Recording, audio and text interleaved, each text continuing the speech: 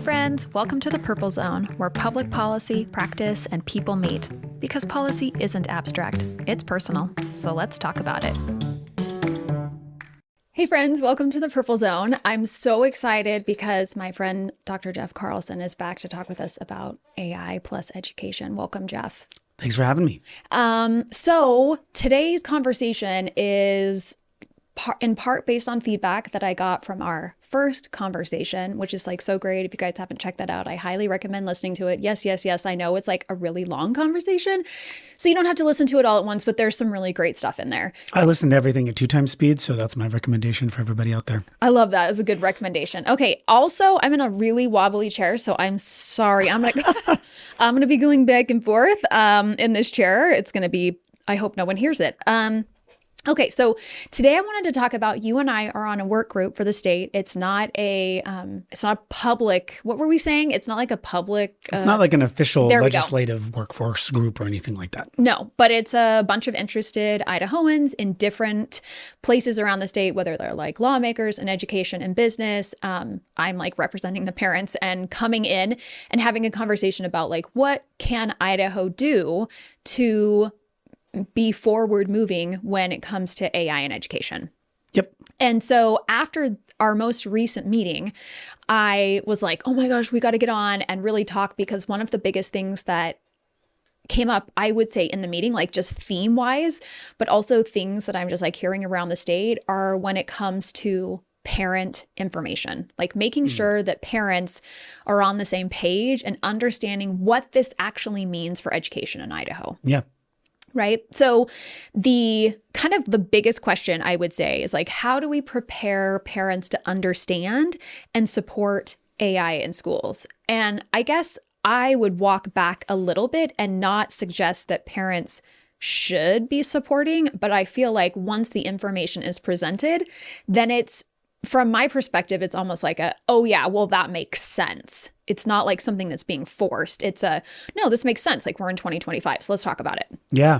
No, I think to your point, I think one of the first things we have to do before we start talking about AI is go back and do a little bit better job as a society, figuring out what just happened over the last 10, 15 years with social media. And folks who knew at the very beginning, had the information presented to them, that when you sign up for all of these free accounts and you put your data and information into them, they are making money off of you.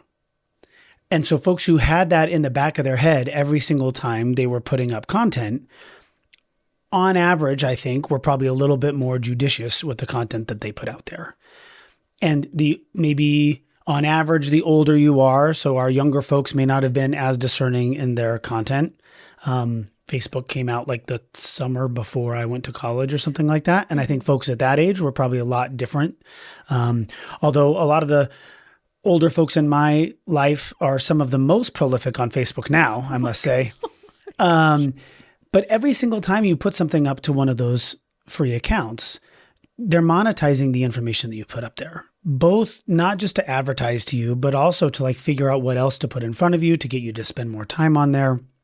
And so you really are the product in those cases. And so some people chose not to sign up for those particular types of platforms and went to like a paid platform of one kind or another, where you have an agreement that you sign with the company saying, here's what you get to take, here's what I get to keep, that's not yours. And then if they don't follow that, you can sue them, right? And I think one of the things we can do going into this world where AI is going to pretty much be omnipresent, whether we know it or not, we want to have more people know that it's there. And I think that was one of the gaps we had around social media, is that not everybody understood the entire ecosystem. It was a brand new thing. Nobody should have known how to do that on their own. We also didn't have much legislation or guidance or policies, whether in schools or in states or at the federal level, for consumers, that kind of did some protections about what we all thought was good, kind of on average for all of us to have as protections. And so one of the points of this group is to figure out, are there some policy things? Are there some legislative things? Are there some things we ask of these businesses to kind of set a better playing field for everybody so we all know what's going on, including parents? Because when your kid is on any application, You should know whether you paid for that. And if you paid for it, what are the obligations of the company to keep some data that's just yours and what is getting fed into their system. Even if it's free, there are terms and agreements you all usually scroll through pretty quickly to say accept just because you want to go play the next game or whatever it is. There are still agreements there, right? And so how do we push to say, make that parent friendly, make that teacher friendly? I would argue we should start making things where a kid should be able to understand what their privacy rights are on a lot of these applications. You could do that through a video. You could do that through, think of it as a book that an 8-year-old should be able to read. What's the reading level that you would put into a policy? We should have that expectation of the folks that are taking all of this information, hopefully producing really good tools for us to be able to use, but they're doing it based on us. And we should understand what that cycle looks like. And that, I think, to your point, I'm not sure that we as individuals are going to hold back the tidal wave of AI and the companies that are doing that. There are some benefits that we'll be able to get out of that, but we should start at least with a baseline of what the risks are, what our rights are, and kind of how that system works. And at least it gives people some transparency into the world that we're entering into. Whereas I don't know that we had that. Looking back, I don't think we actually had a very good understanding of that in the social media part of this. Well, as you're talking, one of the things that I'm thinking about is like, well, I clearly didn't know when I joined Facebook and like, go back to the beginning of what you were posting on things. I mean, or yesterday, depending on who you are. Yeah. And I mean, I remember like I was in college when Facebook came out and you had to have a college email to be able to, get on Facebook. And I remember when they opened it, like I remember when they started opening it up to other people. And anyways, I remember all those things. And to that point, I didn't understand any of that stuff. And so what I feel like right now is that we have this like, and I'm not saying I'm I represent the average parent or something, because I could be whatever. Parents are all over the place in terms of their understanding. Yeah. So, but if I'm more like maybe the average age of a parent of like kids who are going through school, then I feel like it's my age group are the people that really, in terms of parents, it's important for us to like help them understand what is happening. Yeah. You hear all the time, in the worst cases, like some of the cases where we've seen AI at least involved in some kids who have taken their life, or just, a kid who's hiding in the room all the time and they don't see him anymore. You will hear all the time in those situations a parent say, I had no idea, right? I had no idea. I thought it was just like this other thing. I thought it was just like Facebook. I thought it was just like MySpace, right? We still, just like we said, we still didn't understand all the implications of putting all of our information on those platforms, let alone like the step change in how much more the new applications that kids are interacting with are knowing about them, know how to interact back with them. It's just a completely different world. And so I would rather get to a world where parents aren't saying, I had no idea. Right. And also part of this for me is that there is, I'm remembering when like Dr. Megan Smith was in here and she was talking about upstream prevention. And she was saying that like, so often parents are like a whack-a-mole thing where they feel like this thing pops up and they have to put it down, and that our attention is going all over the place. And what I feel like right now is that that's AI and in the world in which we live in, because now it's like, being brought to our attention. And the thing that I think about for that is that when it comes to anything, I feel like when it comes to anything, when we're looking at upstream prevention, connection is the key, actually. Meaning if we're connected to our kids and we're connected and we're having conversations, then probably, maybe, hopefully, those kids are going to tell us what they're seeing, what they're experiencing. And so then it doesn't have to be this whack-a-mole type of an experience, but we're kind of navigating this road together. And that's what I feel like right now, one of the things that I'm hearing when it's like, okay, we have AI in school and kids are really already ahead of so many adults when it comes to navigating this stuff and interacting. I have heard so many people talk about how it's important to bring teenagers to the table to let, hear from them, learn from them and their experiences. And to me, that's like a really valuable part of that connection piece. Yeah.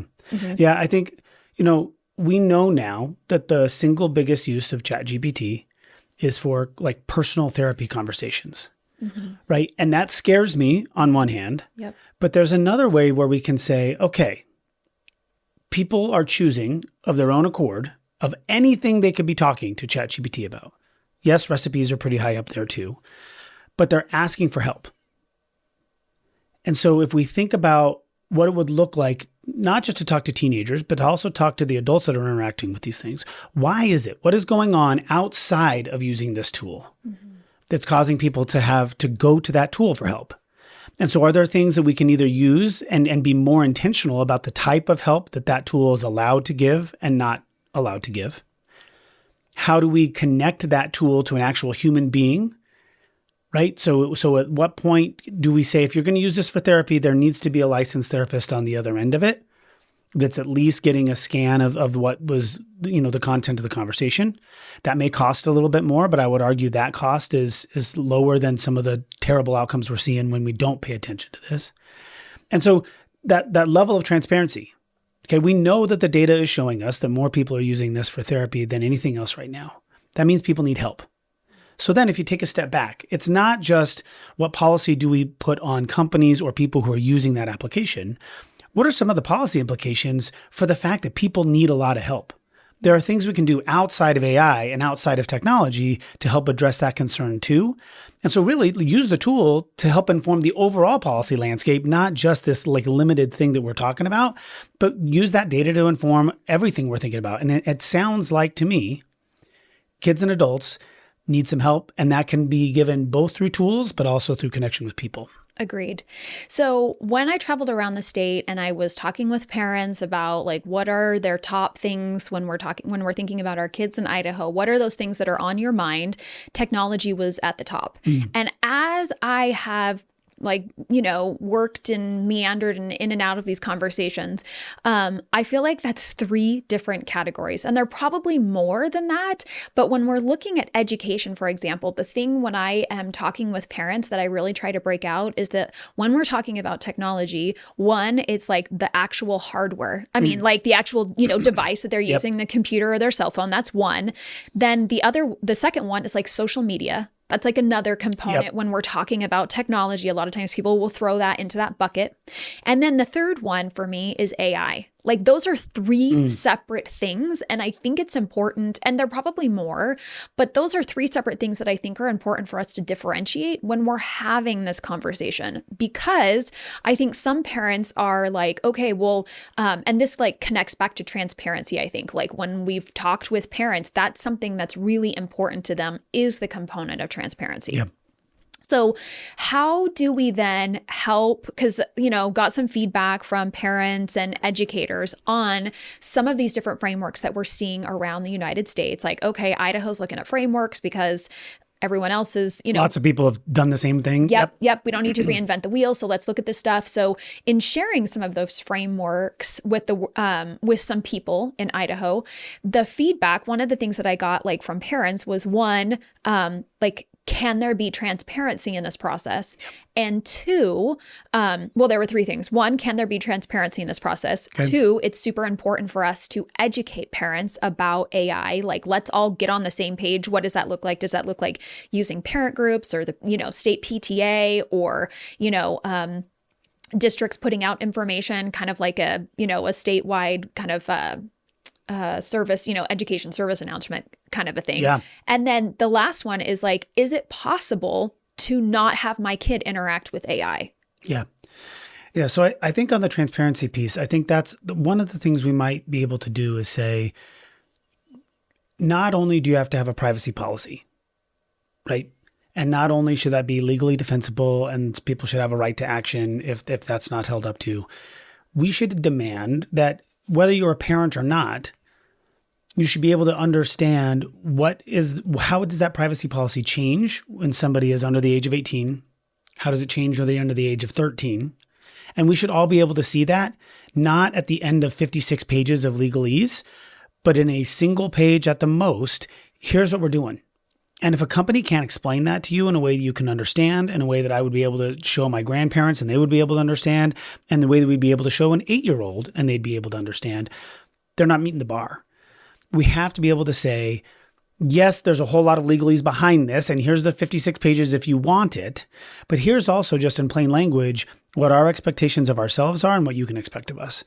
And I don't know that we have that. And I do think that the average person could get behind government agencies, whether at the federal, state, or a school district level, demanding that of the tools that they're using. And so whether it's an AI tool or just a software tool in general, right? Almost every application on our phone, almost every website that we're encountering has some kind of AI behind it. They have for a long time. They haven't had large language models, but like we talked about last time, there was a lot of AI that was still running algorithms. It just wasn't as advanced. They just have way more data. They have access to more data, and so they're faster. But that takes us to that last point, and then we'll get to the middle one on how to educate. But the last point is, it may be possible to remove your child from a world of AI. That world will involve no digital interaction, period. And there may be some folks where that's the right choice for them. I don't know that in a public school system, where one of the purposes of the public education system is to set kids up for success in the workforce, it is unlikely that there are going to be a large number of jobs in 20 years if you're a 5-year-old starting school. It's unlikely that in 20 years, when you're fully into the workforce, there are going to be that many jobs available to you that don't have some kind of digital component. And so I think we may be able to create that space for some folks, and they may choose that for themselves. I would worry about having a public system that had large numbers of students that were opting into that or having their parents opt into that. If we're having that happen, I think that gets us to the second point, which is education. What can we do, not just pushing out, but how do we listen to people, understand what their concerns are, put the right kind of limitations on things so that we get a much larger group of people feeling good about the direction that we're going, instead of just the super tech enthusiasts who are ready to, send a kid to the moon or something. I don't know. There's got to be a way where we have that back and forth conversation so that we're expanding the number of people who have a decent understanding of what's going on, can read the policies, understand them, know what happens when they're signing up for one of these tools, and go back all the way back to, we don't have parents saying, I had no idea that that's how this was working. Mm-hmm. Right? So I'm not sure we can live in that world. I think a better world for all of us is a larger number of people understanding what the heck is going on with this and how you can have that conversation with your kid, whether they're young or a teenager. It's going to look different. But why are you using this? Is this the way that you want to use it? Do you feel better or worse after you're using this? And I think we'll have better conversations both with our kids, but also as a group of people just trying to figure this new technology out. If we can be a little bit more comfortable saying, I have no idea what that means. Can you explain that to me? And that there's an actual way to have that set of conversations in a more intentional way, whether that's through PTA, whether that's through school districts, whether that's through other community groups. This is a pretty big change for us to go through. And if we pretend that it's not happening, I think that's scarier than leaning in and trying to figure it out together. And I think we can hopefully reduce some of the negative things by actually having the conversation and agreeing, if everybody thinks this is not great and we've talked about it, then let's put some limitations on that, right? And not let a couple people who have all the information and all of the power make those decisions for us. Right. I guess right now, before we move on to the educator thing, one thing that I'm going to throw in a little story here. Oh, yeah. I remember just in looking at AI and how it can help, right? In terms of okay, we've got this teacher in the room and she's, got, at this point, it's pretty normal to have 30 to 35 kids in a class, maybe even more. So I've been a teacher, you've been a teacher. We can both express that that's really hard to provide that in, one-on-one through, for I don't know, a class of juniors or something in high school. That's super hard. And so I know that one of my kids had a hard time starting an essay. That was the hardest thing for this kid, was to start the essay. I could talk to him about the book or the topic, and he could talk about all those things. And then he'd be like, I don't know how to start this. It's like a roadblock for me. Yeah. And so I remember one time it was well, why don't you use AI to help you start? Maybe see an idea or whatever. And so then it was he did that, and it was then all of a sudden that roadblock was removed, and that was the start. And then he was able to, do all of the other different pieces. And so that's actually one thing, like when I think about the practicality of helping kids understand how this tool can help them, like in a writing setting in a classroom, but how also to help them develop the integrity to want to make sure that they're interacting with it in a way that allows them to feel good about who they are, like that intrinsic motivation in that way. Mm-hmm. And I do believe that that is possible, but I think that it really has to be intentional. Yeah. And I think if you have the conversation with kids, they know that too. If we act as though we don't want them to use it, as though it doesn't exist, that we're just going to close our eyes to it, they're going to use it anyway. And people use things in the darkness far worse than when we use them in the light. Mm-hmm. And so I'd much rather say, hey, look, this is out there. Let's talk about it. There's probably some times where it's not going to make sense, but there's a ton of times when it's actually going to help you. Yeah. And I want to help you be successful. So let's figure out when those cases are, how we show that we've done that. And that's why, we've got to move. There are still a number of folks who think it's just, we're just going to catch people and we're just going to have them now. They're going to write everything on pencil and paper and we won't have to worry about this cheating with AI thing. I go back to some things I've said before. If we're ready to tell 30-year-olds that, and that they've got to start, doing all their banking through checks, they don't get to use their debit card, their credit card, their banking app. They've got to just go back to checks and go into the bank every single day. If we're ready to have adults do that, then let's make kids just be doing reading and writing and arithmetic on paper and not live in a digital world. And again, there are some people who still choose that. So that's a great choice. But I think we have to be able to create a world for most folks to be able to live in a safe digital space where they understand what they're doing, they understand the choices that they're making, the rights that they have, but also some of the opportunities that these tools make available that didn't used to be available. One of the statements that I heard, and I actually agree with, is the premise that not all screen time is equal. So when we're talking about screen time and we're talking about uses, not all of it is equal. So I will say, like, when I'm reading a book, if I have the opportunity to have it in hard copy, that's my preference. Mm-hmm. I like it.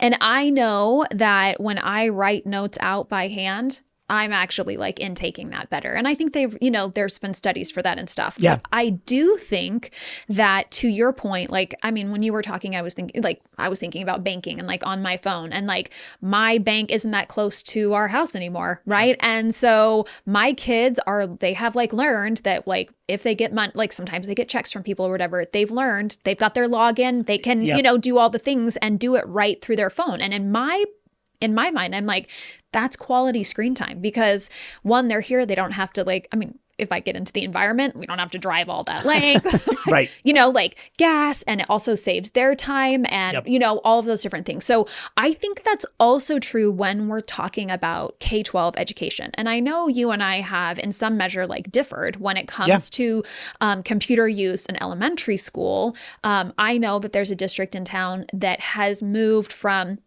one-to-one technology in elementary school to a computer cart. And the reason that I like that is because I think that there is an increased opportunity to have intentional screen time that's for quality, instead of just being on that computer for a large amount of time because it maybe is like the most convenient thing to do. And that's not a knock on educators. That's just like where it is and, all those different things. So, that's like one thing that I think about when we're talking about tech. And I also think too, I think that's a great point. And I think a lot of the technology that was purchased by schools that had not gone to a one-to-one place prior to the pandemic, and even a lot of schools that had, they were buying consumer versions of technology.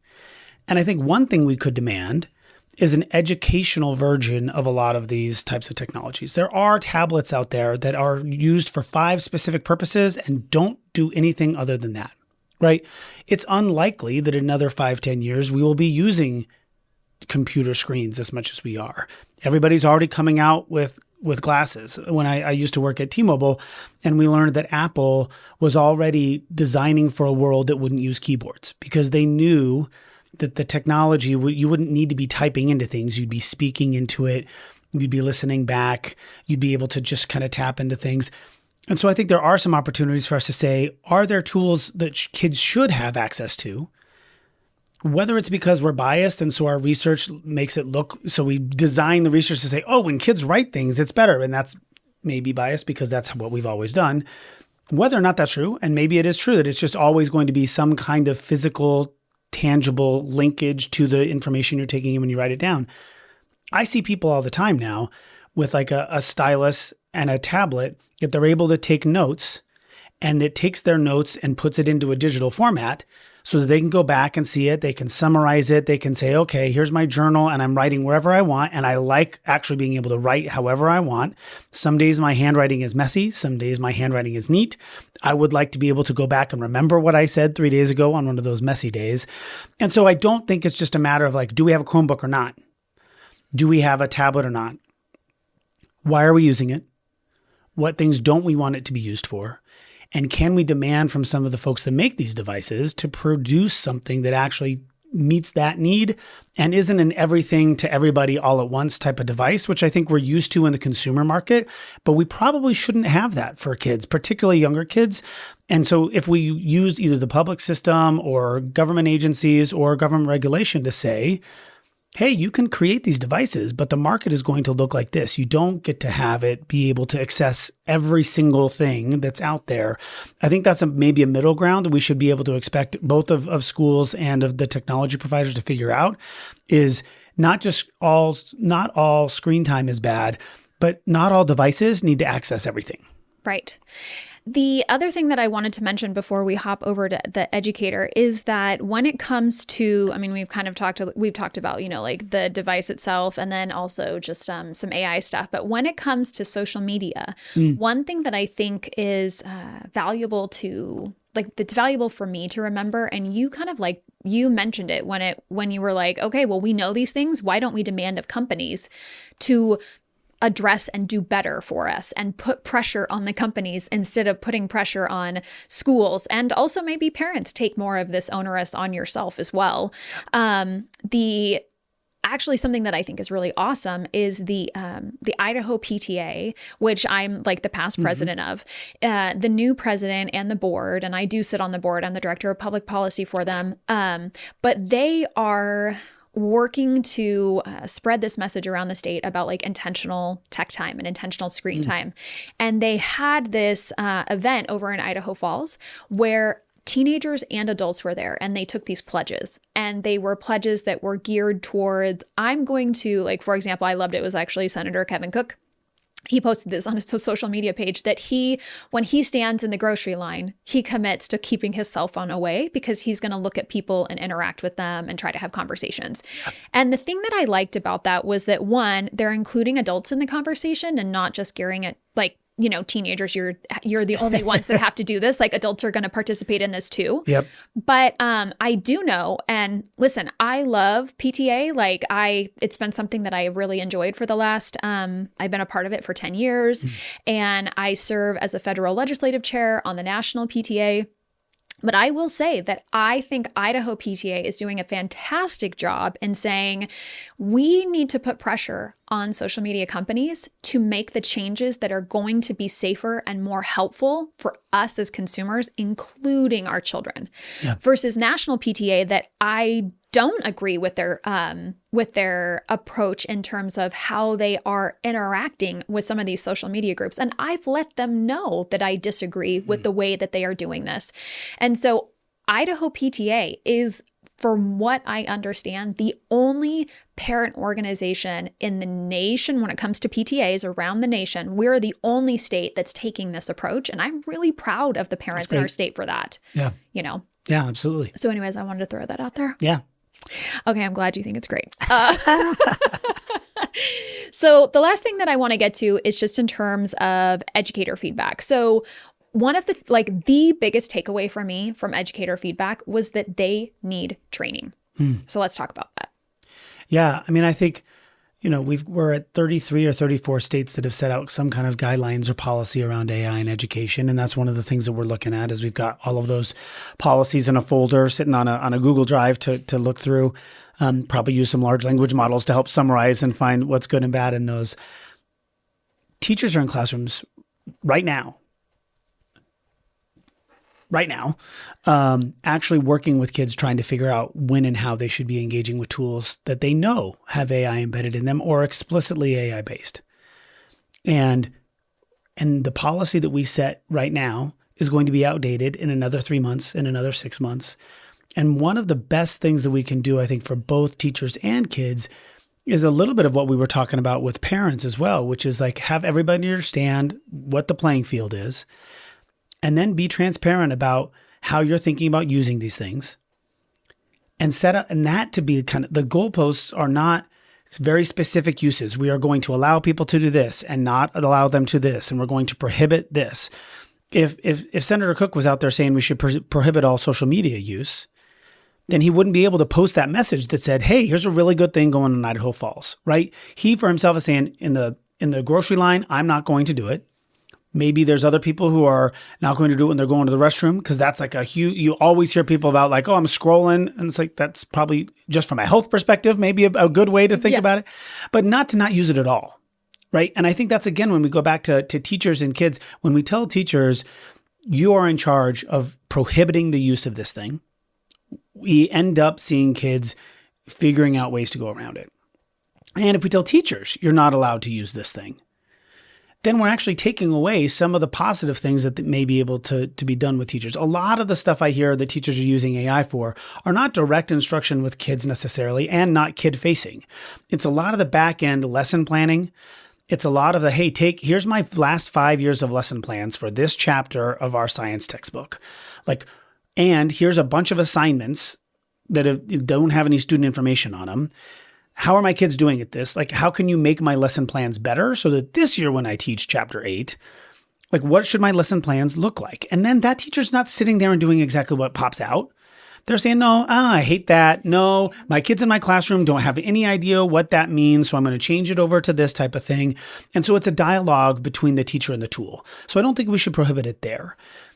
And if we don't focus on teacher training, only those teachers that have the capacity, time, family situation, school district support right now, if all of those things are lined up, they can figure it out on their own.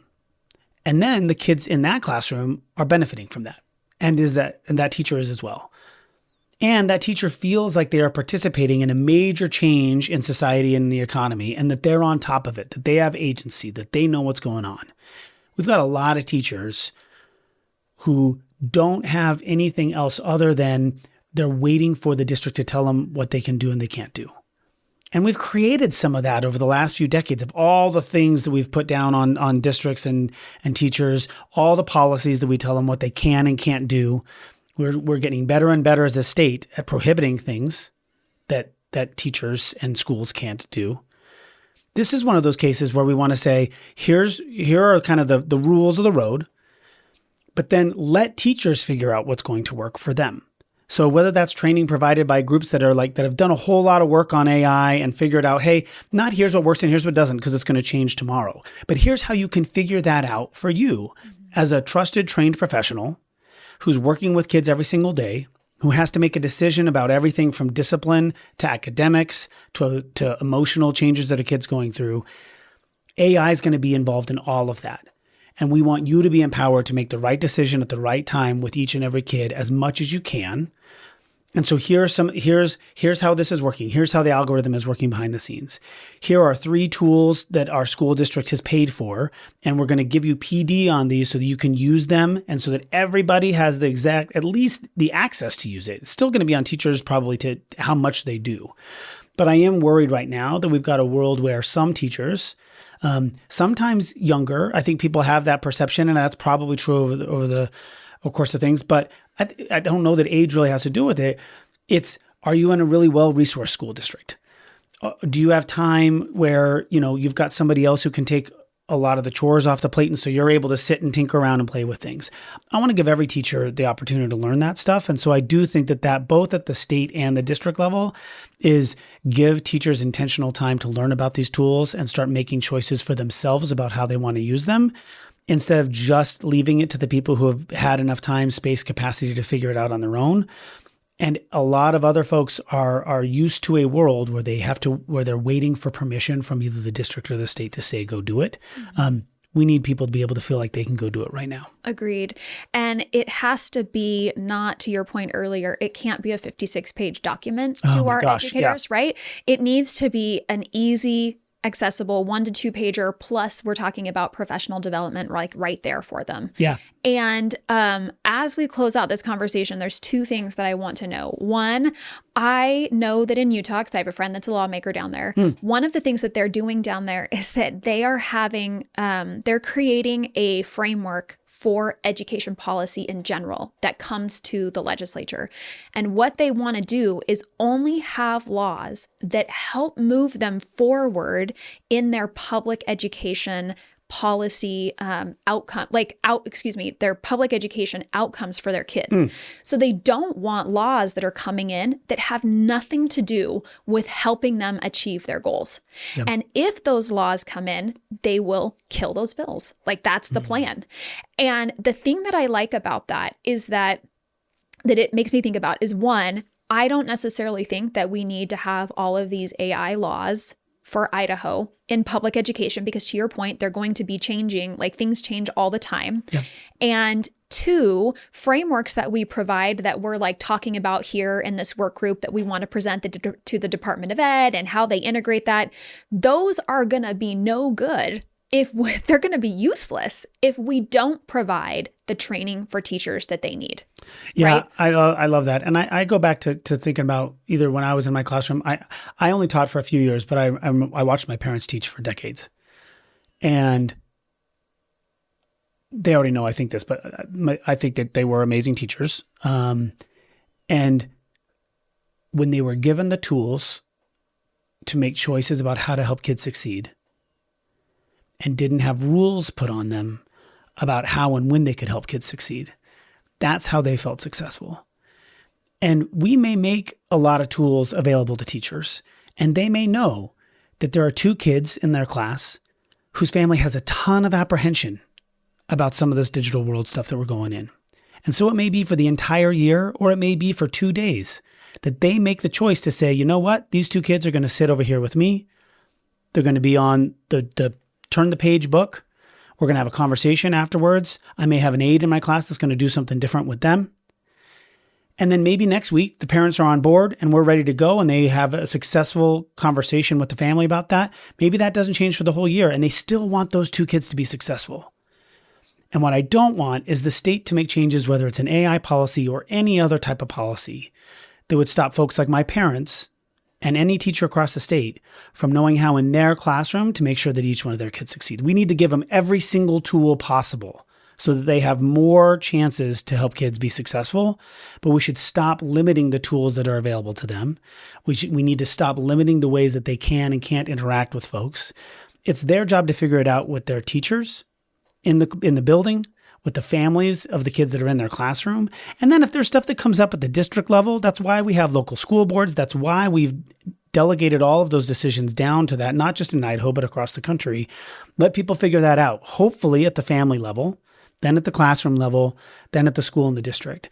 And what we can do, at least from the state level, is to say, here's access to a bunch of tools. Here's training on how to use these tools. There are some things like in procurement and stupid stuff that teachers shouldn't have to worry about. They can maybe actually make some market demands on the types of devices that are available, the price that we pay as taxpayers to get those to kids. And then if we can save some money on all those things, we can go pay those teachers more. That's probably something else my parents would want me to say, is help them be the decision makers that they want to be with kids. Don't limit both their understanding by giving them not enough training, but then don't tie their hands behind their back and say you can't do all these things, because they want to be able to help kids in the way that they know they need it. Yes. So as we wrap up this conversation, I have been thinking about how it's so cool that you and I get to be on this work group for AI in education. I, kind of elbowed my way in a little bit for me and for you. I would never, ever doubt that you know how to elbow your way into something. And it's been, I think what's one of the things that I've realized is that it's been cool to be able to be there to hear people talk about stuff. But one of my biggest takeaways from that is that it's so important for us to have these conversations around the state. And I mean, you could correct me if I'm wrong or someone else can, but I don't know of another. I know that these conversations are happening nationally. Like I've seen other, podcasts, like kind of national ones having these conversations, but I haven't seen one that's like just specific to Idaho that's having these conversations. And so I feel really fortunate to be able to be a part of this process of having conversations around AI and education because they are essential for us to have. And I'm so grateful that you've come on the show today. And like, I'm just saying like, and we'll continue to come on the show to have these conversations because they're so key in the education like ecosystem for our state. Whether we've got kids ourselves, whether we're part of a community that's raising kids, and what we need to figure out for ourselves too, right? I think it's easy to focus on what kids need to know and what kids need to do. But as we said, I think we've all got to take responsibility ourselves to figure out how we want to engage with these tools, how we want our neighbors to be able to have access to them or not. Because that's what public policy, which is the whole base behind your entire podcast is how do we figure this stuff out together? And if we hide in our corners and choose our own path individually, we're not setting ourselves up for success, but man, are we not setting our kids up for success. And so figuring it out together, figuring out where we disagree and how we can move forward after that, that's another big part of this too, is not everybody's going to agree about that. And that's why we shouldn't have too many limitations on things. Because then those folks that don't want to participate can find a way to stay out, and those who'd want to lean in can. But man, it's much better when we can put things out on the table and say, here's what's going on. And that's why it's been exciting to be part of this work group. It's excited to get feedback from teachers and parents who are thinking about what other states have done.